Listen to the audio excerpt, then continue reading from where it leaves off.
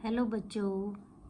बेटे कल ਆਪਾਂ ट्रांजिशन एलीमेंट्स ਦੀਆਂ ਕੁਝ ਪ੍ਰੋਪਰਟੀਜ਼ ਕੀਤੀਆਂ ਸੀ, ਜਿਹਦੇ ਵਿੱਚ ਆਪਾਂ ਪਹਿਲੀ ਪ੍ਰੋਪਰਟੀ ਕੀਤੀ ਸੀ ਕਿ ਮੈਗਨੈਟਿਕ ਕਰੈਕਟਰ ਕੀ ਹੁੰਦਾ ਇਹਨਾਂ ਦਾ, ਜਿਹਦੇ ਵਿੱਚ ਆਪਾਂ ਕਿਹਾ ਸੀ ਕਿ ਦੋ ਤਰ੍ਹਾਂ ਦੇ ਸਬਸਟੈਂਸਿਸ ਹੋ ਸਕਦੀਆਂ, ਪੈਰਾਮੈਗਨੈਟਿਕ ਤੇ ਡਾਇਮੈਗਨੈਟਿਕ। ਜਿਨ੍ਹਾਂ ਕੋਲ ਅਨਪੇਅਰਡ ਇਲੈਕਟ੍ਰੋਨਸ ਹੁੰਦੇ ਆ ਉਹਨਾਂ ਦੇ ਵਿੱਚ ਪੈਰਾਮੈਗਨੈਟਿਕ ਕਰੈਕਟਰ ਹੁੰਦਾ ਹੈ, ਜਿਨ੍ਹਾਂ ਕੋਲ ਸਾਰੇ ਪੇਅਰਡ ਇਲੈਕਟ੍ਰੋਨਸ ਹੁੰਦੇ ਆ ਉਹਨਾਂ ਦਾ ਕਰੈਕਟਰ ਡਾਇਮੈਗਨੈਟਿਕ ਹੁੰਦਾ ਹੈ। ਠੀਕ ਹੈ, ਤੇ ਇਹਨੂੰ ਆਪਾਂ ਜਿਹੜਾ ਹੈਗਾ ਮੈਗਨੈਟਿਕ ਮੂਵਮੈਂਟ ਦੇ ਨਾਲ ਕੈਲਕੂਲੇਟ ਕਰ ਸਕਦੇ ਹਾਂ, ਜਿਹਦਾ ਫਾਰਮੂਲਾ ਆਪਾਂ ਕੀ ਕਿਹਾ ਸੀ ਕਿ μ = √n × n+2। ਤੇ n ਕੀ ਚੀਜ਼ ਸੀ ਬੇਟੇ? Number of unpaired electrons. ਇਹਦਾ ਮਤਲਬ ਕੀ ਹੈ ਕਿ ਜਿੰਨੇ ਅਨਪੇਅਰਡ ਇਲੈਕਟ੍ਰੋਨ ਕਿਸੇ ਸਪੀਸ਼ੀਜ਼ ਕੋਲ ਜ਼ਿਆਦਾ ਹੋਣਗੇ ਉਨੀ ਉਹਦੀ ਮੈਗਨੈਟਿਕ ਮੂਵਮੈਂਟ ਹੈ ਜਿਹੜੀ ਉਹ ਜ਼ਿਆਦਾ ਹੋਏਗੀ, ਉਹਨਾਂ ਪੈਰਾਮੈਗਨੈਟਿਕ ਕਰੈਕਟਰ ਉਹਦਾ ਜ਼ਿਆਦਾ ਹੋਏਗਾ। ठीक है, अगली प्रॉपर्टी आप की सी बेटे फॉर्मेशन ऑफ कलर्ड कंपाउंड्स।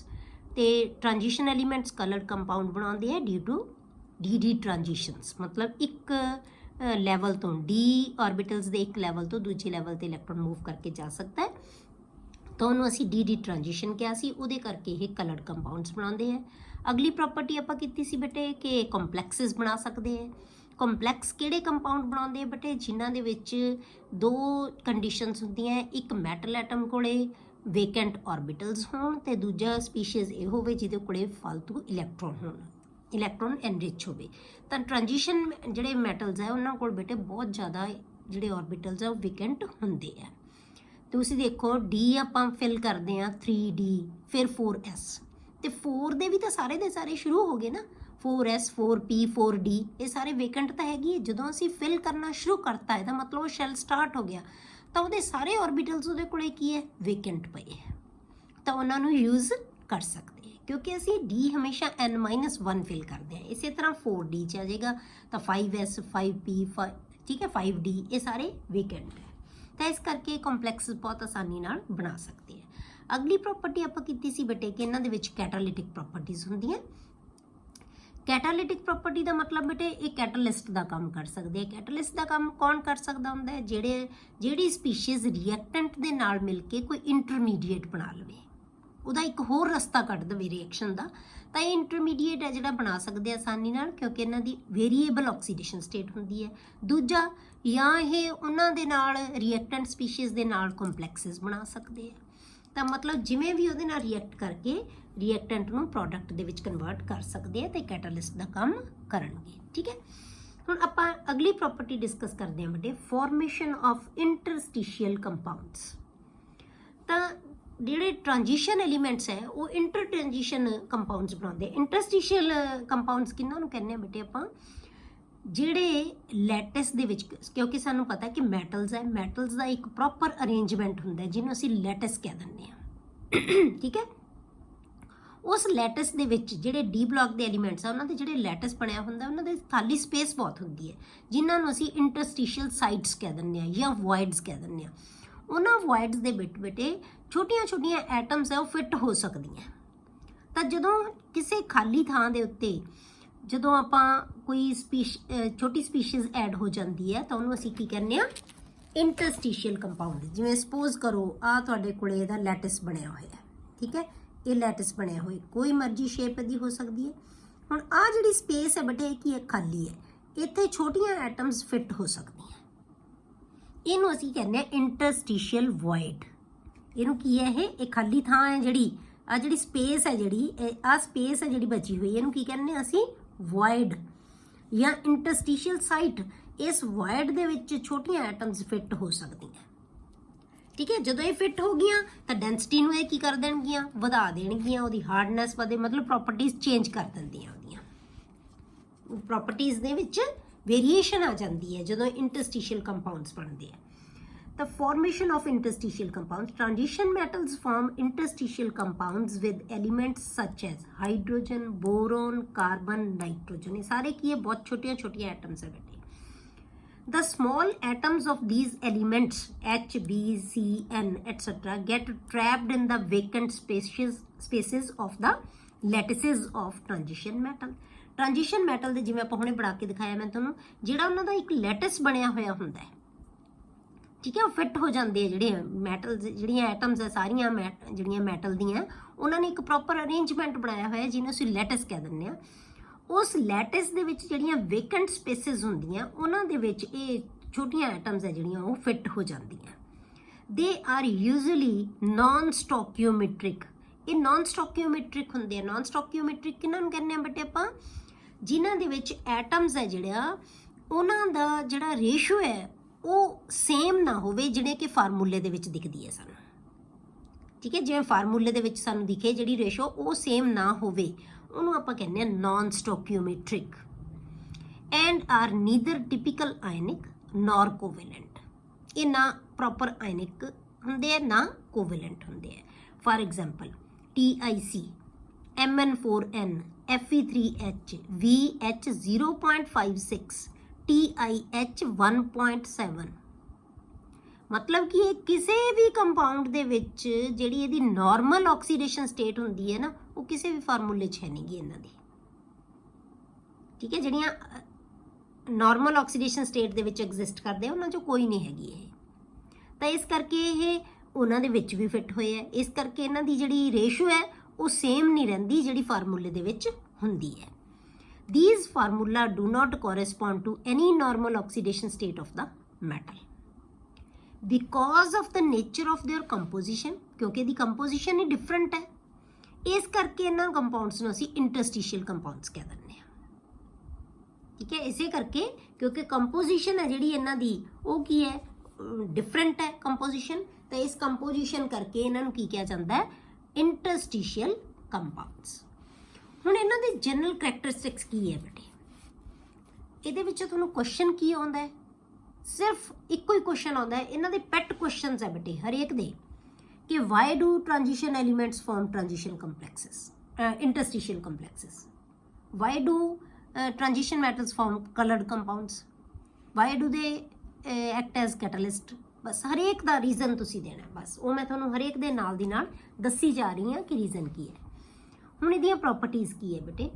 ਦੇ have high melting point higher than those of the pure metal. Pure metals ਦੇ ਜਿਹੜੇ ਮੈਲਟਿੰਗ ਪੁਆਇੰਟ ਹੁੰਦੇ ਆ ਨਾ ਉਹਨਾਂ ਨਾਲੋਂ ਹਾਈ ਹੋ ਜਾਂਦੇ ਆ। ਕਿਉਂ ਹੋ ਜਾਂਦੇ ਬੇਟੇ? ਕਿਉਂਕਿ ਜਿੰਨੀ ਸਪੇਸ ਖਾਲੀ ਪਈ ਸੀ ਉਹ ਵੀ ਉਹਨਾਂ ਨੇ ਕਵਰ ਕਰਤੀ। ਠੀਕ ਹੈ, ਇਸ ਕਰਕੇ ਜਿਹੜੇ ਮੈਲਟਿੰਗ ਪੁਆਇੰਟ ਹੈ ਜ਼ਿਆਦਾ ਹੋ ਜਾਣਗੇ, ਫੋਰਸਿਸ ਉਹਨਾਂ ਦੀ ਵੱਧ ਗਈਆਂ। ਦੇ ਆਰ ਵੈਰੀ ਹਾਰਡ, ਇਸੇ ਕਰਕੇ ਹਾਰਡ ਹੋ ਗਏ। ਸਮ ਬੋਰਾਈਡਸ, ਜਿਨ੍ਹਾਂ ਦੇ ਵਿੱਚ ਬੋਰੋਨ ਐਡ ਹੋ ਜਾਂਦੀ ਹੈ, ਸਮ ਬੋਰਾਈਡਸ ਅਪਰੋਚ ਡਾਇਮੰਡ ਇਨ ਹਾਰਡਨੈਸ। ਮਤਲਬ ਅਸੀਂ ਹਾਰਡੈਸਟ ਸਪੀਸ਼ੀਜ਼ ਕਿਹਨੂੰ ਮੰਨਦੇ ਹਾਂ? ਡਾਇਮੰਡ ਨੂੰ। ਤਾਂ ਹਾਰਡਨੈਸ ਦੇ ਵਿੱਚ ਕਈ ਬੋਰਾਈਡਸ ਹੈ ਨਾ ਜਿਹੜੇ ਉਹ ਡਾਇਮੰਡ ਦੀ ਹਾਰਡਨੈਸ ਤੱਕ ਪਹੁੰਚ ਗਏ ਹੈ, ਉਹਨਾਂ ਦੇ ਕੰਪੈਰੀਜ਼ਨ 'ਚ ਆ ਗਏ, ਮਤਲਬ ਇੰਨੇ ਹਾਰਡ ਹੁੰਦੇ ਆ। ਦੇ ਰਿਟੇਨ ਮੈਟੈਲਿਕ ਕੰਡਕਟਿਵਿਟੀ ਰਿਟੇਨ ਰਹੇਗੀ ਉਹਨਾਂ ਦੀ, ਜੋ ਮੈਟੈਲਿਕ ਕਰੈਕਟਰ ਪਹਿਲਾਂ ਸੀ ਉਹੀ ਰਹੇਗਾ। They are chemically ਇਨਰਟ। ਅਗਲੀ ਪ੍ਰੋਪਰਟੀ ਹੈ ਬੇਟੇ ਐਲੋਏ ਫਾਰਮੇਸ਼ਨ। ਹੁਣ ਐਲੋਏ ਕਿਹਨੂੰ ਕਹਿੰਦੇ ਆ ਆਪਾਂ ਪਹਿਲਾਂ ਵੀ ਤੁਸੀਂ ਪੜ੍ਹਿਆ ਹੋਇਆ ਐਲੋਇਜ਼ ਕੀ ਹੁੰਦੀਆਂ ਬੇਟੇ? ਕਿਸੇ ਦੋ ਮੈਟਲਸ ਜਾਂ ਮੈਟਲਸ ਤੇ ਨਾਨ ਮੈਟਲਸ ਦੇ ਮਿਕਸਚਰ ਨੂੰ ਅਸੀਂ ਕੀ ਕਹਿ ਦਿੰਦੇ ਆ? ਐਲੋਇਜ਼।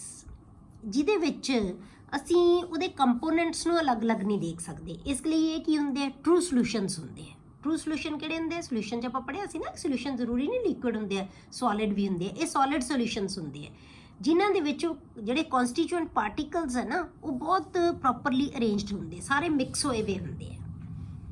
ਜਦੋਂ ਅਸੀਂ ਇਹਦਾ ਲੈਟਿਸ ਬਣਾਉਂਦੇ ਆ ਨਾ, ਉਹਦੇ ਲੈਟਿਸ ਦੇ ਸਾਈਡਸ ਦੇ ਉੱਤੇ ਇਹ ਮਿਕਸਚਰ ਹੈ ਜਿਹੜਾ ਇਹ ਆ ਜਾਂਦਾ ਹੈ। Alloys are homogeneous solid solutions in which atoms of one metal are distributed randomly among the atoms of the other।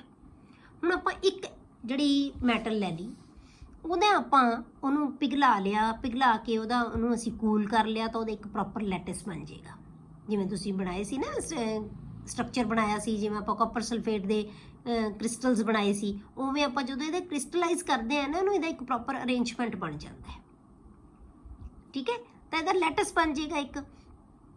ਹੁਣ ਉਹ ਲੈਟਿਸ ਦੇ ਵਿੱਚ ਜੇ ਆਪਾਂ ਇਹਦਾ ਲੈਟਿਸ ਬਣਾਉਣ ਤੋਂ ਪਹਿਲਾਂ ਕੋਈ ਹੋਰ ਮੈਟਲ ਉਹਦੇ ਵਿੱਚ ਮਿਕਸ ਕਰ ਦਈਏ, ਠੀਕ ਹੈ, ਲੈਟਿਸ ਬਣਾਉਣ ਤੋਂ ਪਹਿਲਾਂ ਮਤਲਬ ਕ੍ਰਿਸਟਲਾਈਜੇਸ਼ਨ ਤੋਂ ਪਹਿਲਾਂ ਅਸੀਂ ਥੋੜੀ ਜਿਹੀ ਮੈਟਲ ਹੋਰ ਐਡ ਕਰ ਦਈਏ, ਤਾਂ ਜਿਹੜੇ ਕ੍ਰਿਸਟਲ ਸਾਈਡਸ ਹੈ ਨਾ, ਜਿਹੜੀਆਂ ਲੈਟਿਸ ਸਾਈਡਸ ਹੈ ਨਾ, ਜਿੱਥੇ ਮਤਲਬ ਅਰੇਂਜਮੈਂਟ ਹੁੰਦਾ ਐਟਮਸ ਦਾ, ਉਹਨਾਂ ਲੈਟਿਸ ਸਾਈਟਸ ਦੇ ਵਿੱਚ ਹੀ ਦੂਜੀ ਐਟਮ ਦੀਆਂ ਜਿਹੜੀ ਮੈਟਲ ਦੀਆਂ ਐਟਮਸ ਵੀ ਫਿੱਟ ਹੋ ਜਾਣਗੀਆਂ ਨਾਲ ਹੀ। ਇਹ ਕਿਉਂ ਕਰ ਸਕਦੇ ਬੇਟੇ ਇੱਦਾਂ? ਕਿਉਂਕਿ ਟ੍ਰਾਂਜੀਸ਼ਨ ਮੈਟਲਸ ਦੇ ਸਾਈਜ਼ ਤਕਰੀਬਨ ਸੇਮ ਹੁੰਦੇ ਆ।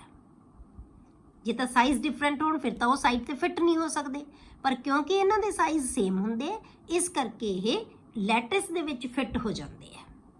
ਠੀਕ ਹੈ, ਤਾਂ ਇਹਨਾਂ ਨੂੰ ਅਸੀਂ ਐਲੋਇਜ਼ ਕਹਿ ਦਿੰਦੇ ਆ। Transition metals form a large number of alloys because of similar radii. ਉਹਨਾਂ ਦੇ ਰੇਡੀਅਸ ਹੈ ਜਿਹੜੇ ਉਹ ਕੀ ਹੁੰਦੇ ਆ, ਹੋਰ ਵੀ ਕਈ ਕਰੈਕਟਰਸ ਸਿਮਿਲਰ ਹੁੰਦੇ ਆ ਕਿਉਂਕਿ ਰੇਡੀਆਈ ਤੇ ਬਹੁਤ ਜ਼ਿਆਦਾ ਕਰੈਕਟਰਸ ਡਿਪੈਂਡ ਕਰਦੇ ਆ। ਤਾਂ ਇਸ ਕਰਕੇ ਕੀ ਹੈ, ਇਹ ਬਹੁਤ ਸਾਰੇ ਐਲੋਇਜ਼ ਬਣਾ ਸਕਦੇ ਆ। The alloys are hard and have often high melting points. ਇਹ ਹਾਰਡ ਹੁੰਦੇ ਆ ਤੇ ਜ਼ਿਆਦਾ ਮੈਲਟਿੰਗ ਪੁਆਇੰਟ ਇਹਨਾਂ ਦੇ ਹੁੰਦੇ ਆ। ਬਟ ਐਲੋਏ ਕੀ ਕਰ ਆਪਾਂ ਕਿਵੇਂ ਬਣਾ ਸਕਦੇ ਹਾਂ ਕੋਈ ਚੀਜ਼, ਜਿਵੇਂ ਹਾਈਬ੍ਰਿਡ ਬਣ ਜਾਂਦਾ ਹੈ, ਮਤਲਬ ਦੋ ਚੀਜ਼ਾਂ ਨੂੰ ਮਿਕਸ ਕਰਕੇ ਆਪਾਂ, ਜੇ ਹਾਰਡਨੈਸ ਕਿਸੇ ਮੈਟਲ ਦੀ ਘੱਟ ਹੈ ਆਪਾਂ ਵਿੱਚ ਉਹਦੇ ਹਾਰਡ ਮੈਟਲ ਥੋੜੀ ਜਿਹੀ ਐਡ ਕਰ ਦੋ ਤਾਂ ਕੀ ਉਹਦੀ ਹਾਰਡਨੈਸ ਕੀ ਹੋ ਜਾਏਗੀ, ਵੱਧ ਜਾਏਗੀ। ਠੀਕ ਹੈ, ਇਸੇ ਤਰ੍ਹਾਂ ਐਲੋਇਜ਼ ਬਣਦੀ ਹੈ। ਦ ਬੈਸਟ ਨੋਨ ਐਲੋਇਜ਼ ਹੈ ਜਿਹੜੀਆਂ ਉਹ ਫੈਰਸ ਐਲੋਇਜ਼ ਹੈ। The best known are ferrous alloys. Iron ਦੀਆਂ ਜਿਹੜੀਆਂ ਐਲੋਇਜ਼ ਹੈ ਉਹ ਸਭ ਤੋਂ ਵੱਧ ਨੋਨ ਹੈ, ਜਿਵੇਂ ਆਇਰਨ ਦੇ ਨਾਲ ਕ੍ਰੋਮੀਅਮ ਮਿਲ ਕੇ, ਵੈਨੇਡੀਅਮ ਮਿਲ ਕੇ, ਟੰਗਸਟਨ ਮਿਲ ਕੇ, ਮੋਲੀਬੈਡਨਮ ਐਂਡ ਮੈਂਗਨੀਜ਼, ਇਹ ਸਾਰੇ ਮਿਲ ਕੇ ਕੀ ਬਣਾ ਲੈਂਦੇ ਆ, ਫੈਰਸ ਦੇ ਨਾਲ ਮਿਲ ਕੇ ਕੀ ਬਣਾ ਲੈਂਦੇ ਆ, ਐਲੋਇਜ਼ ਬਣਾ ਦਿੰਦੇ। ਇਹ ਸਾਰੀਆਂ ਫੈਰਸ ਦੀਆਂ ਐਲੋਇਜ਼ ਬਣਾ ਲੈਂਦੇ ਆ। Are used for the production of a variety of steels and stainless steel. ਕਿੰਨੇ ਤਰ੍ਹਾਂ ਦੇ ਸਟੀਲ ਤੇ ਸਟੇਨਲੈਸ। ਸਟੀਲ ਕੀ ਹੈ ਬੇਟੇ, ਇਹ ਵੀ ਇੱਕ ਫਾਰਮ ਆਫ ਆਇਰਨ ਹੈ ਨਾ, ਆਪਾਂ ਪੜ੍ਹਿਆ ਹੋਇਆ ਹੈ। General principals of extraction of metals ਆਪਾਂ ਜਦੋਂ ਕੀਤਾ ਸੀ ਲੈਸਨ, ਉਹਦੇ ਵਿੱਚ ਆਪਾਂ ਸਟੀਲ ਪੜ੍ਹਿਆ ਸੀ। ਤਾਂ ਇਹ ਕਿਉਂਕਿ ਇਹਨਾਂ ਦੀ ਪ੍ਰੋਪਰਟੀਜ਼ ਚੇਂਜ ਹੋ ਜਾਂਦੀਆਂ, ਪ੍ਰੋਪਰਟੀਜ਼ ਕਈ, ਜਿਵੇਂ ਆਪਾਂ ਕਿਹਾ ਕਿ ਸਾਈਜ਼ ਤਾਂ ਸੇਮ ਹੁੰਦਾ, ਪ੍ਰੋਪਰਟੀਜ਼ ਵੀ ਸੇਮ ਹੁੰਦੀਆਂ। ਜਿਹੜੀਆਂ ਆਪਾਂ ਐਲੋਇਜ਼ ਬਣਾ ਲੈਂਦੇ ਹਾਂ ਇਹਨਾਂ 'ਚ ਕਈ ਕਰੈਕਟਰਸ ਚੇਂਜ ਹੋ ਜਾਂਦੇ ਹੈ, ਜਿਵੇਂ ਹਾਰਡਨੈਸ ਵੱਧ ਜਾਂਦੀ ਹੈ, ਕਈ ਜਿਹੜੀਆਂ ਜਿਵੇਂ ਆਇਰਨ ਨੂੰ ਜੰਗਾਲ ਲੱਗ ਜਾਂਦੀ ਹੈ। ਠੀਕ ਹੈ, ਤਾਂ ਇਹ ਕੀ ਹੈ, ਕਰੋਜਨ ਹੋ ਜਾਂਦੀ ਹੈ ਨਾ ਇਹਦੀ। ਤਾਂ ਜਿਹੜੀਆਂ ਅਸੀਂ ਜਿਵੇਂ ਸਟੀਲ ਨੂੰ ਕਰੋਜਨ ਨਹੀਂ ਹੁੰਦੀ, ਸਟੀਲ ਦੀ ਕਰੋਜਨ ਨਹੀਂ ਹੁੰਦੀ, ਮਤਲਬ ਕਿ ਪ੍ਰੋਪਰਟੀਜ਼ ਚੇਂਜ ਹੋ ਜਾਂਦੀਆਂ ਇਹਦੇ ਨਾਲ, ਇਹਨੂੰ ਸੇਫ ਕਰ ਦਿੰਦੀ ਹੈ। Alloys of transition metals with non transition metals. ਹੁਣ ਕਈ ਐਲੋਇਜ਼ ਹੈ ਬੇਟੇ transition metals non transition metals ਨਾਲ ਮਿਲ ਕੇ ਵੀ ਬਣਾਉਂਦੀਆਂ, ਔਰ ਬਹੁਤ ਇੰਪੋਰਟੈਂਟ ਐਲੋਇਜ਼ ਹੈ ਉਹ, ਸੱਚ ਐਜ਼ ਬ੍ਰਾਸ। ਬ੍ਰਾਸ ਕਿਹਦੇ ਨਾਲ ਬਣਦਾ ਹੈ, ਕਾਪਰ ਦਾ ਜ਼ਿੰਕ ਨਾਲ। ਐਂਡ ਬ੍ਰੌਂਜ਼, ਬ੍ਰੌਂਜ਼ ਦਾ ਕਿਹਦੇ ਨਾਲ ਬਣਦਾ ਹੈ, ਕਾਪਰ ਦਾ ਟਿਨ ਨਾਲ। Are also industry important alloys. ਇਹ ਵੀ ਬਹੁਤ ਇੰਪੋਰਟੈਂਟ ਐਲੋਇਜ਼ ਹੈ। On cooling a mixture solution of 2 or more transition metals, ਜਦੋਂ ਆਪਾਂ ਦੋ ਜਾਂ ਦੋ ਤੋਂ ਟ੍ਰਾਂਜੀਸ਼ਨ ਮੈਟਲਸ ਦੇ ਮਿਕਸਚਰ ਨੂੰ ਕੂਲ ਕਰਦੇ ਹਾਂ, ਜਦੋਂ ਆਪਾਂ ਬੇਟੇ the solid alloys are formed, ਤਾਂ solid alloys ਬਣ ਜਾਂਦੀ ਹੈ। ਜਿਵੇਂ ਆਪਾਂ ਬੇਟੇ ਆ ਲੈਟਿਸ ਬਣਾਇਆ, ਜਿਵੇਂ ਆਪਾਂ ਆ ਦਿਖਾਇਆ ਅਰੇਂਜਮੈਂਟ ਹੈ, ਸਪੋਜ਼ ਕਰੋ ਇਹਦਾ। ਹੁਣ ਇੱਥੇ ਇਹ ਹੁਣ ਇੰਟਰਸਟੀਸ਼ੀਅਲ ਨਹੀਂ ਬਣੇਗਾ। ਹੁਣ ਇਸ ਅਰੇਂਜਮੈਂਟ ਦੇ ਵਿੱਚ ਜਿਵੇਂ ਇੱਥੇ ਕੋਈ ਡਿਫਰੈਂਟ ਮੈਟਲ ਆ ਗਈ, ਆਹ ਅਰੇਂਜਮੈਂਟ ਪ੍ਰੋਪਰ ਸੀਗਾ, ਇਹ ਮਤਲਬ ਕਿਸੇ ਥਾਂ ਤੇ ਦੂਜੀ ਮੈਟਲ ਫਿੱਟ ਹੋ ਗਈ, ਉਹਦੇ ਲੈਟਿਸ 'ਚ ਹੀ ਫਿੱਟ ਹੋ ਗਈ। ਤਾਂ ਇਹ ਕੀ ਹੈ, ਸਾਨੂੰ ਪਤਾ ਹੀ ਨਹੀਂ ਲੱਗੇਗਾ ਕਿਹੜੀ ਐਟਮ ਕਿੱਥੇ ਹੈ, ਕਿਹੜੀ ਐਟਮ ਕਿੱਥੇ ਹੈ। ਤਾਂ ਉਹਨੂੰ ਅਸੀਂ ਉਹਨੂੰ ਅਸੀਂ ਸੋਲੂਸ਼ਨ ਕਹਿੰਦੇ ਹੁੰਦੇ ਹਾਂ, ਜਿਹਦੇ ਅਸੀਂ ਕੰਪੋਨੈਂਟਸ ਨੂੰ ਅਲੱਗ ਨਹੀਂ ਕਰ ਸਕਦੇ। ਇਹ ਸੇਮ ਕੰਪੋਨੈਂਟਸ ਹੈ ਇਹਦੇ। ਇਹ ਕਿਉਂ ਬਣਾ ਸਕਦੇ ਹੈ, ਕਿਉਂਕਿ ਇਹਨਾਂ ਦੇ ਸਾਈਜ਼ਸ ਸੇਮ ਹੈਗੇ ਆ, ਇਸ ਕਰਕੇ ਇਹ ਐਲੋਇਜ਼ ਬਣਾ ਸਕਦੇ ਹੈ। ਠੀਕ ਹੈ, ਤਾਂ ਟ੍ਰਾਂਜੀਸ਼ਨ ਮੈਟਲਸ ਹੈ ਜਿਹੜੀਆਂ ਉਹ ਐਲੋਇਜ਼ ਬਣਾਉਂਦੇ ਹੈ।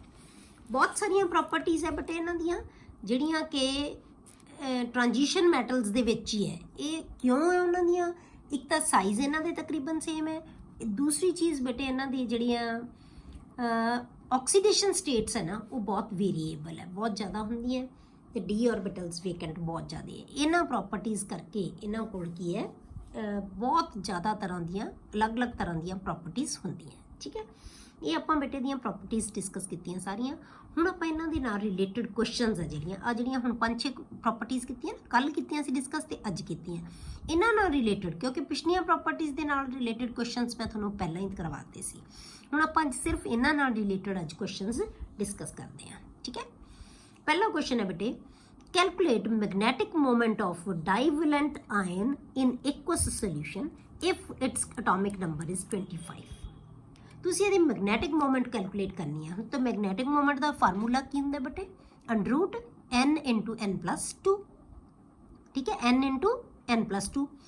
ਤੇ ਹੁਣ n ਕੀ ਚੀਜ਼ ਹੈ, ਨੰਬਰ ਆਫ ਅਨਪੇਅਰਡ ਇਲੈਕਟ੍ਰੋਨਸ। ਤੇ ਆਪਾਂ ਕਿਵੇਂ ਕੈਲਕੂਲੇਟ ਕਰਾਂਗੇ, ਜੇ ਆਪਾਂ ਇਹਦੀ 25 ਨੰਬਰ ਦੀ ਆਪਾਂ ਕਨਫਿਗਰੇਸ਼ਨ ਲਿਖੀਏ।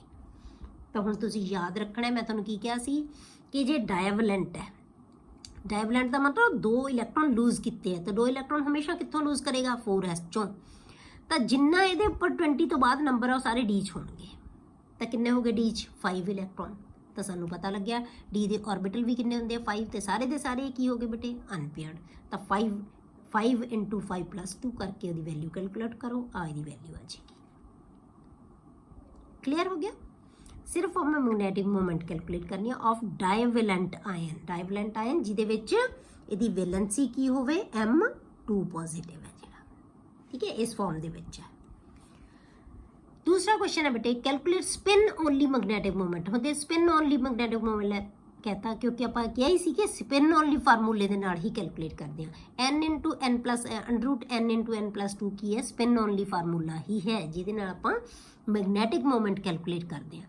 हुण तुहानूं सेम बिल्कुल वही क्वेश्चन है, spin only magnetic moment of M2 positive एक कोसाइन z = 27। हुण 27 दा कढना है। हुण 27 दा विच की होएगा बेटे, 27 नंबर दी जे असीं कन्फिगरेशन लिखिए, d च किन्ने आ जाणगे, 7, क्योंकि S चों तो 2 इलैक्ट्रॉन निकल गए, D 'ਚ 7 आ गए। 7 ਜਦੋਂ ਆ ਗਏ ਤੁਹਾਡੇ ਕੋਲੇ ਤਾਂ ਕੀ ਬਣ ਜਾਏਗਾ, D ਦੇ ਵਿੱਚ 5 ਤੱਕ ਤਾਂ ਹੋਣਗੇ ਸਾਰੇ ਅਨਪੇਅਰਡ, ਫਿਰ 6 ਇਲੈਕਟ੍ਰੋਨ ਇੱਕ ਨੂੰ ਪੇਅਰ ਅਪ ਕਰ ਦੇਗਾ, 7th ਇਲੈਕਟ੍ਰੋਨ ਦੂਜੇ ਨੂੰ ਪੇਅਰ ਅਪ ਕਰ ਦੇਗਾ। ਤੇ ਇਹਦਾ ਮਤਲਬ ਕਿੰਨੇ ਇਲੈਕਟ੍ਰੋਨ ਰਹਿ ਗਏ ਇਹਦੇ ਕੋਲੇ, 3 ਇਲੈਕਟ੍ਰੋਨ। 3 ਇਲੈਕਟ੍ਰੋਨਸ ਕੀ ਹੋ ਗਏ, ਅਨਪੇਅਰਡ। ਤਾਂ 3n ਦੀ ਵੈਲਿਊ 3 ਪੁੱਟ ਕਰ ਦੋ ਤਾਂ ਉਹਦੀ ਮੈਗਨੈਟਿਕ ਮੋਮੈਂਟ ਹੈ ਜਿਹੜੀ ਉਹ ਕੈਲਕੂਲੇਟ ਕਰ ਲਓ। मतलब की है, ਤੁਹਾਨੂੰ ਇਹਦੀ ਕਨਫਿਗਰੇਸ਼ਨ ਲਿਖਣੀ ਆਉਣੀ ਚਾਹੀਦੀ ਹੈ। ਆਪਾਂ ਨੇ ਪਹਿਲਾਂ, ਮੈਂ ਅਖੀਰ 'ਚ ਕੁਐਸਚਨ ਲਿਖਿਆ, ਪਹਿਲਾਂ ਸਭ ਤੋਂ ਲਿਖਣਾ ਚਾਹੀਦਾ ਸੀ, ਪਹਿਲਾਂ ਸਭ ਤੋਂ ਨਾ ਇਹਨਾਂ ਦੀਆਂ ਕਨਫਿਗਰੇਸ਼ਨਸ ਦੇਖੋ ਕਿ ਕਿਵੇਂ ਲਿਖੀਆਂ ਜਾਂਦੀਆਂ, ਸਾਰੇ ਇਹਨਾਂ ਦੀਆਂ ਆਪਾਂ ਕਨਫਿਗਰੇਸ਼ਨਸ ਪਹਿਲਾਂ ਸਮਝ ਲਓ। ਆਪਾਂ ਕਨਫਿਗਰੇਸ਼ਨ ਲਿਖਦੇ ਹਾਂ ਤੇ ਅਨਪੇਅਰਡ ਇਲੈਕਟ੍ਰੋਨ ਕੈਲਕੂਲੇਟ ਕਰਦੇ ਹਾਂ। ਸਕੈਂਡੀਅਮ ਦੀ ਆ ਗਿਆ 21 ਨੰਬਰ, 21 ਚੋਂ ਆਪਾਂ ਕੀ ਕਿਹਾ ਕਿ 3 ਇਲੈਕਟ੍ਰੋਨ ਲੂਜ਼ ਕਰਤੇ, 2 ਤਾਂ S 'ਚੋਂ ਜਾਣਗੇ, ਠੀਕ ਹੈ, ਤਾਂ ਇੱਕ ਕਿੱਥੋਂ ਜਾਏਗਾ ਬੇਟੇ, ਕਿਹਦੇ 'ਚ ਜਾਏਗਾ, D ਚੋਂ। D 'ਚ 1 ਹੀ ਹੈ ਤੇ 21 ਨੰਬਰ ਹੁੰਦਾ ਇਹਦਾ, 3 ਇਲੈਕਟ੍ਰੋਨ ਲੂਜ਼ ਕਰਤੇ ਤਾਂ ਆਰਗਨ ਵਾਲੀ ਕਨਫਿਗਰੇਸ਼ਨ ਰਹਿ ਗਈ ਇਹਦੀ। 1s ਕਿਵੇਂ ਪੂਰੀ ਲਿਖ ਸਕਦੇ ਹੋ, 1s2 2s2 2p6 3s2 3p6, ਉਸ ਤੋਂ ਬਾਅਦ 4s2 ਤੇ 3d1 ਹੁੰਦਾ ਹੈ। 4s2 ਚੋਂ ਵੀ ਇਲੈਕਟ੍ਰੋਨ 2 ਚਲੇ ਗਏ, 3d1 ਚੋਂ ਵੀ ਇਲੈਕਟ੍ਰੋਨ 1 ਚਲਾ ਗਿਆ, ਸਕੈਂਡੀਅਮ 3 ਪੋਜ਼ਿਟਿਵ ਬਣ ਗਿਆ, ਤਾਂ ਆਰਗਨ 18 ਵਾਲੀ ਕਨਫਿਗਰੇਸ਼ਨ ਰਹਿ ਗਈ। ਤਾਂ ਅਨਪੇਅਰਡ ਇਲੈਕਟ੍ਰੋਨ ਕੀ ਹੋ ਗਿਆ, 0।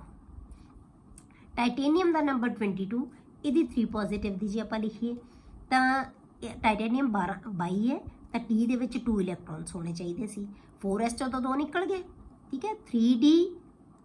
3d इत्थे तुहाडे कोले की होना है, 3d2 एंड 4s2, 4s चों भी 2 चले गए तो d पॉजिटिव बन जाना सी 2, पर एक d चों होर जाना 3 पॉजिटिव बन गया। मतलब 2 जे जाते हैं तो s चों जाणगे, ये याद रखो। तीसरा इलैक्ट्रॉन D चो जाएगा। हम टोटल D च किन्ने होने चाहिए सी 2, पर एक इलैक्ट्रॉन होर गया तो किन्ने रह गया, 1।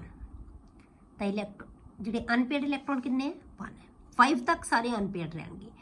Ti4, हुण आ वाला इलैक्ट्रॉन भी निकल गया क्योंकि ये 3 पॉजिटिव सी, 4 पॉजिटिव, तो D चो ये भी इलैक्ट्रॉन चला गया, तो आर्गन वाली कन्फिगरेशन रह गई। तो हुण अनपेयर्ड की हो गया, 0। तो प्रॉपर्टीज चेंज हो जानी है, इनू ध्यान नाल देखना है क्योंकि क्वेश्चंस दे विच आएगा तुहानू, ठीक है। अगे आप CR दी करते हैं। CR का 24 नंबर, तो ये 2 इलैक्ट्रॉन, तो S चो गए 1 इलैक्ट्रॉन D चो जाएगा, D 4 होने चाहिए सी, 3 रह गए, तो 3 ये अनपेयर्ड इलैक्ट्रॉन। MN दे विच की आएगा 25 नंबर होंगे, 5 इलैक्ट्रॉन होने चाहिए सी, 5 ही है, तो 5 अनपेयर्ड इलैक्ट्रॉन। उस तो बाद Fe2 पॉजिटिव, 2 इलैक्ट्रॉन S चो जाएंगे दोनों, D दे विच 6 इलैक्ट्रॉन आएंगे, तो 6 इलैक्ट्रॉन ने D दे 1 नूं पेयर अप करता, तो 4 इलैक्ट्रॉन अनपेयर्ड रह गए, ठीक है। ये ध्यान, मतलब सारी तुहानूं ये कन्फिगरेशन बेटे आउणियां चाहिए प्रॉपर, फिर तुसीं बहुत आसानी नाल इन्हां दे क्वेश्चंस दे आंसर है जिहड़े ओह दे सकोगे, ठीक है। इसे तरह आपां अगला जिहड़े देख लो, इहदे विच्चों की है, ये आ गया तुहाडे कोले जिहड़ा कोबाल्ट दा 2 पॉजिटिव, 7 चाहिए, 7 ही हो गए, 3 इलैक्ट्रॉन रह गए अनपेयर्ड। निकल दे विच 2s चों गए 8 इलैक्ट्रॉन डी च है तो 2 इलैक्ट्रॉन रह गए unpaired.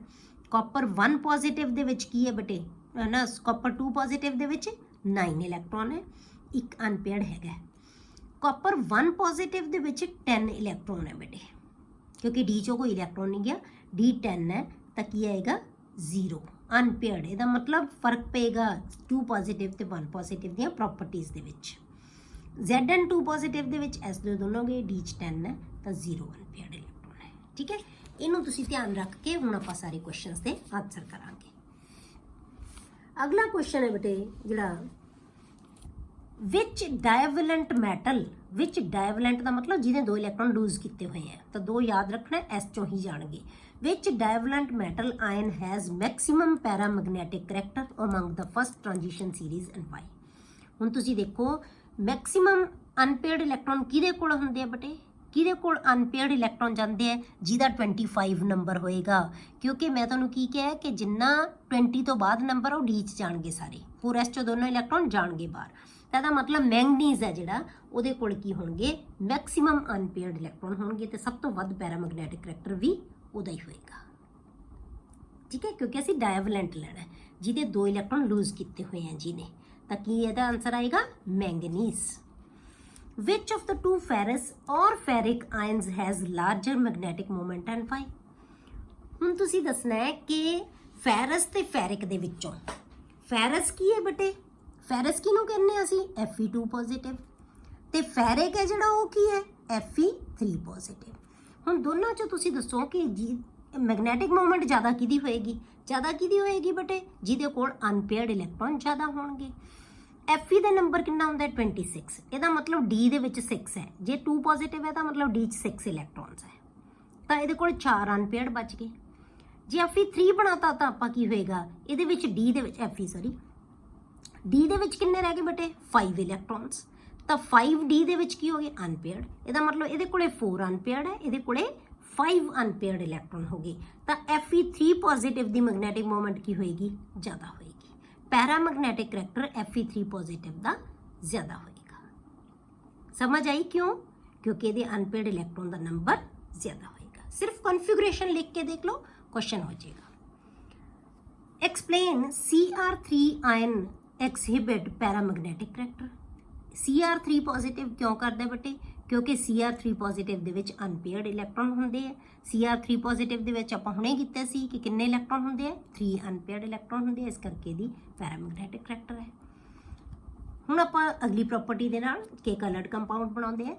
Zn2 positive salts are white while Cu2 positive salts are coloured या ब्लू वाइट। ठीक है, एक्सप्लेन करना इनू आपां।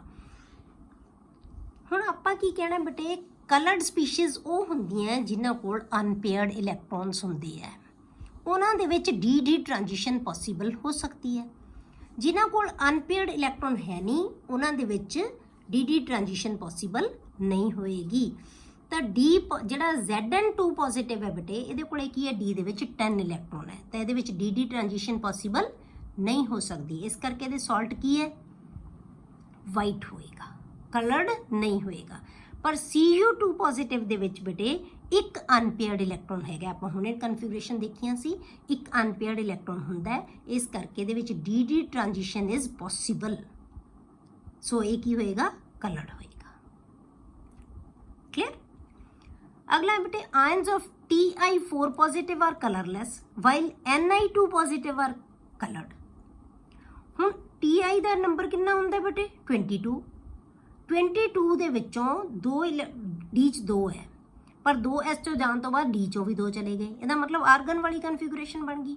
ठीक है, 22 चो 4 इलैक्ट्रॉन गए तो 18 रह गया, 18 की दी आर्गन दी, तो इसदा मतलब की हो गया कि इहदे कोल कोई अनपेयर्ड इलैक्ट्रॉन नहीं, तो यह कलरलैस होएगा। पर निकल है जिहड़ा Ni2 पॉजिटिव, Ni का नंबर कितना हुंदा बेटे 28, तो 28 दे विच की है 8 इलैक्ट्रॉन्स डी च है, तो डी च 8 इलैक्ट्रॉन है तो अनपेयर्ड इलैक्ट्रॉन नेचुरली हैगे है, तो इसदा मतलब ये की है कलर्ड है। ठीक है, बहुत ईजी क्वेश्चन है बेटे, थोड़ी जी बस थोड़ी जी समझ है रखो तुसी, कन्फिगरेशन आ जाए तो ये देखो कि प्रॉपर्टी किस वजह करके है। सेम क्वेश्चन ये नाल दा ही दिता होया एक्सप्लेन वाई TiH2O6 3 पॉजिटिव ठीक है H2O दे उत्ते की है कोई चार्ज नहीं जिन्ना चार्ज है इहदा है 3 positive is violet while TiH2O6 4 positive is colourless कोई चार्ज नहीं इहदा ये 3 पॉजिटिव च है ये 4 पॉजिटिव च है जदों 3 पॉजिटिव च है आपां हुणे कन्फिगरेशन कीती सी तां उहदे कोल किन्ने इलैक्ट्रॉन सी एक अनपेयर्ड इलैक्ट्रॉन हैगा सी D च एक इलैक्ट्रॉन है पर जदों ये Ti 4 पॉजिटिव बन गया तो D दे विच 0 इलैक्ट्रॉन है तो यदा मतलब इत्थे D transition is not possible ये पॉसीबल है इस करके ये कलर्ड है ये कलरलैस होगा ठीक है Sc3 positive salts are colourless why scandium दे सॉल्ट कलर हमेशा वाइट ही होंगे जिंक ते स्कैंडियम है इन्हां ट्रांजिशन चो जिन्हां दे हमेशा ही वाइट होंगे क्योंकि इन्हां कोल कोई अनपेयर्ड इलैक्ट्रॉन हुंदा ही नहीं डी च कोई इलैक्ट्रॉन नहीं 2 S चों गए एक डी चो स्कैंडियम डी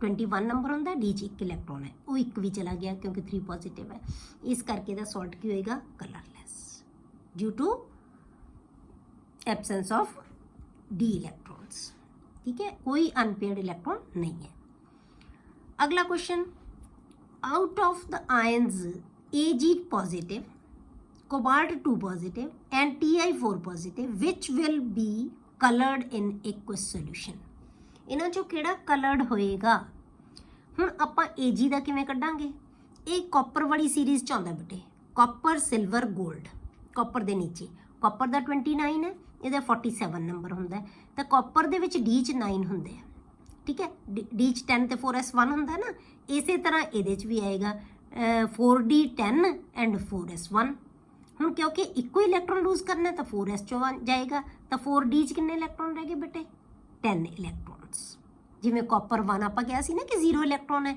इसी तरह सिल्वर 1 च भी 0 इलैक्ट्रॉन होएगा D च तो इहदा मतलब की है ये कलरलैस है हुण कोबाल्ट ते आ जी कोबाल्ट दा नंबर कितना हुंदा बेटे 27 ठीक है 27 दे विच अनपेयर्ड इलैक्ट्रॉन कितने होणगे 3 क्योंकि D च 7 है 2 पेयर अप हो गए 3 ਇਹਦਾ मतलब ये कलर्ड होएगा ये की आएगा कलर्ड ਹੁਣ ਆਪਾਂ टाइटेनियम 4 पॉजिटिव ये ਆਪਾਂ ਹੁਣੇ ਕਰਕੇ ਹਟੇ ਆ 22 ਚੋਂ 4 ਗਏ 18 ਆਰਗਨ ਵਾਲੀ ਕਨਫੀਗਰੇਸ਼ਨ ਹੈਗੀ ਕੋਈ ਅਨਪੇਅਰਡ ਇਲੈਕਟ੍ਰॉन नहीं होएगा ਤਾਂ ਇਹਦਾ मतलब ਕੀ ਹੈ ਸਿਰਫ ਕੋਬਾल्ट 2 पॉजिटिव है ਜਿਹੜਾ ਉਹ ਕਲਰਡ ਹੋਏਗਾ ਉਹਦਾ ਸੋਲੂਸ਼ਨ ਹੈ ਜਿਹੜਾ ਉਹ ਕੀ ਹੋਏਗਾ ਕਲਰਡ क्लीयर ਹੁਣ ਇਹਦੇ ਨਾਲ ਹੀ ਰਿਲੇਟਡ ਨੈਕਸਟ ਕੁਐਸਚਨ ਹੈ if each one of the above species ਇਹ ਤਿੰਨਾਂ ਨੂੰ ਆਪਾਂ species is placed in a magnetic field ਜੇ ਆਪਾਂ magnetic field ਚ ਰੱਖ ਦਈਏ ਇਹਨਾਂ ਨੂੰ how will it respond and why ਫਿਰ ਉਹ ਕਿਵੇਂ ਰਿਸਪੌਂਡ ਕਰਨਗੇ ਆਪਾਂ ਕੀ ਕਿਹਾ ਸੀ ਬੇਟੇ ਜਿੰਨਾ ਸਪੀਸ਼ੀਜ਼ ਕੋਲ ਅਨਪੇਅਰਡ ਇਲੈਕਟ੍ਰੋਨ ਹੁੰਦੇ ਆ ਉਹ ਮੈਗਨੈਟਿਕ ਜਿਹੜਾ ਫੀਲਡ ਹੈ ਉਹਦੇ ਵਿੱਚ ਅਟਰੈਕਟ ਹੋਣਗੇ ਤੇ ਜਿਹੜੇ ਜਿਨ੍ਹਾਂ ਕੋਲ ਜਿਹੜੇ ਨਹੀਂ ਹੁੰਦੇ ਅਨਪੇਅਰਡ ਇਲੈਕਟ੍ਰੋਨ ਉਹ ਕੀ ਹੈ ਰਿਪੈਲ ਹੋਣਗੇ यही है ना किवें शो करनगे तो इहदा मतलब सिल्वर ते टाइटेनियम की है ये डायमैग्नेटिक होणगे they are repelled by the magnetic field पर कोबाल्ट 2 पॉजिटिव है की है पैरामैग्नेटिक नेचर है क्योंकि अनपेयर्ड इलैक्ट्रॉन है ये की होएगा अट्रैक्ट होएगा मैग्नेटिक फील्ड दे वाल ठीक है अगला क्वेश्चन है बेटे why transition metals show catalytic properties हुण ये कैटालिटिक प्रॉपर्टीज क्यों शो करते हैं तो मैं तुहानूं दस्सिया सी कि कैटालिस्ट वो हुंदा बेटे जिहड़ा कि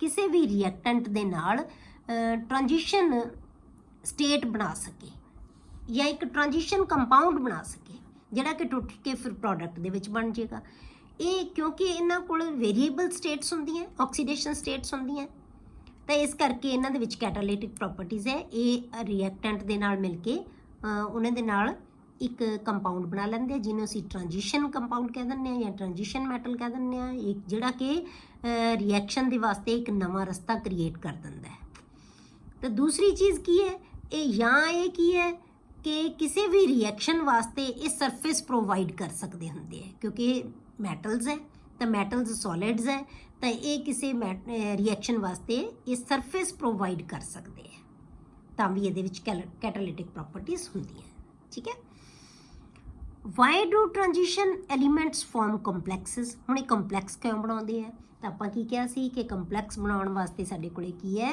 कि उन्हां कोल वेकेंट डी ऑर्बिटल्स इन्हां कोले बहुत ज़्यादा वेकेंट डी ऑर्बिटल्स हुंदे हैं इस करके complexes बना सकते हैं why do transition elements form alloys and interstitial compounds, ਜਿਹੜੇ ਆਪਾਂ ਲਾਸਟ ਤੇ ਪ੍ਰੋਪਰਟੀ ਕੀਤੀ ਹੈ, ਇਹ ਐਲੋਇਜ਼ ਕਿਉਂ ਬਣਾਉਂਦੇ ਆ? ਕਿਉਂਕਿ ਬੇਟੇ ਇਹਨਾਂ ਦੇ ਸਾਈਜ਼ ਹੈ ਜਿਹੜੇ ਉਹ ਕੀ ਹੁੰਦੇ ਆ, ਸੇਮ ਹੁੰਦੇ ਆ, ਤਕਰੀਬਨ ਸੇਮ ਹੁੰਦੇ ਆ, ਇਸ ਕਰਕੇ ਇਹ ਐਲੋਇਜ਼ ਬਣਾ ਸਕਦੇ ਆ। ਇੰਟਰਸਟੀਸ਼ੀਅਲ ਕੰਪਾਊਂਡਸ ਇਹ ਤਾਂ ਬਣਾ ਸਕਦੇ ਆ ਕਿਉਂਕਿ ਇਹਨਾਂ ਦੇ ਲੈਟਿਸ ਦੇ ਵਿੱਚ ਖਾਲੀ ਸਪੇਸ ਹੁੰਦੀ ਹੈ, ਜਿਹਦੇ ਵਿੱਚ ਸਮਾਲ ਐਟਮਸ ਹੈ ਜਿਹੜੀਆਂ ਆਸਾਨੀ ਨਾਲ ਫਿੱਟ ਹੋ ਸਕਦੀਆਂ, ਇਸ ਕਰਕੇ ਇਹ ਇੰਟਰਸਟੀਸ਼ੀਅਲ ਕੰਪਾਊਂਡਸ ਵੀ ਬਣਾ ਸਕਦੇ ਆ। ਠੀਕ ਹੈ, ਅੱਗੇ ਬੇਟੇ ਇਹ ਲਾਸਟ ਦੇ ਜਿਹੜਾ ਮੈਂ ਆਪਾਂ ਪਹਿਲਾਂ ਕਰ ਲਿਆ, ਸਭ ਤੋਂ write the electronic configurations of the following ions and calculate number of unpaired electrons. ਇਹ ਸਾਰੀਆਂ ਜੋ ਮੈਂ ਤੁਹਾਨੂੰ ਕਰਵਾਈਆਂ ਇਹ ਬਹੁਤ ਆਸਾਨੀ ਨਾਲ ਤੁਸੀਂ ਲਿਖ ਸਕਦੇ ਹੋ, ਤੇ ਇਹ ਸੀਰੀਜ਼ ਤੁਹਾਨੂੰ ਸਾਰੀ ਯਾਦ ਹੋਣੀ ਚਾਹੀਦੀ ਹੈ। ਸਕੈਂਡੀਅਮ ਦਾ 21 ਨੰਬਰ, ਟਾਈਟੇਨੀਅਮ ਦਾ 22 ਨੰਬਰ, ਠੀਕ ਹੈ। ਉਦੋਂ ਬਾਅਦ ਵੈਨੇਡੀਅਮ ਆਉਂਦਾ ਹੈ 23 ਆਉਂਦਾ ਹੈ, ਕ੍ਰੋਮੀਅਮ ਆਉਂਦਾ ਹੈ 24 ਆ ਗਿਆ, ਮੈਂਗਨੀਜ਼ 25 ਆ ਗਿਆ, ਆਇਰਨ 26 ਆ ਗਿਆ, ਕੋਬਾਲਟ 27 ਆ ਗਿਆ, ਨਿਕਲ 28 ਆ ਗਿਆ, ਕਾਪਰ 29 ਐਂਡ ਜ਼ਿੰਕ 30। ਇਹ ਮੈਂ ਤੁਹਾਨੂੰ 1 'ਚ ਵੀ ਕਹਿੰਦੀ ਹੁੰਦੀ ਸੀ ਕਿ 30 ਨੰਬਰ ਤੱਕ ਬੇਟੇ ਤੁਹਾਨੂੰ ਕਨਫਿਗੂਰੇਸ਼ਨਸ ਹੈ ਜਿਹੜੀਆਂ ਉਹ ਜ਼ਰੂਰ ਆਉਣੀ ਚਾਹੀਦੀ ਹੈ। ਠੀਕ ਹੈ, ਇਹ ਸੀ ਬੇਟੇ ਕੁਝ ਕੁਐਸਚਨਸ ਇਹਨਾਂ ਦੀਆਂ ਪ੍ਰੋਪਰਟੀਜ਼ ਦੇ ਨਾਲ ਰਿਲੇਟਡ। ਨੈਕਸਟ ਜਿਹੜਾ ਹੈਗਾ ਆਪਾਂ ਅਗਲੇ ਲੈਕਚਰ ਦੇ ਵਿੱਚ ਡਿਸਕਸ ਕਰਾਂਗੇ।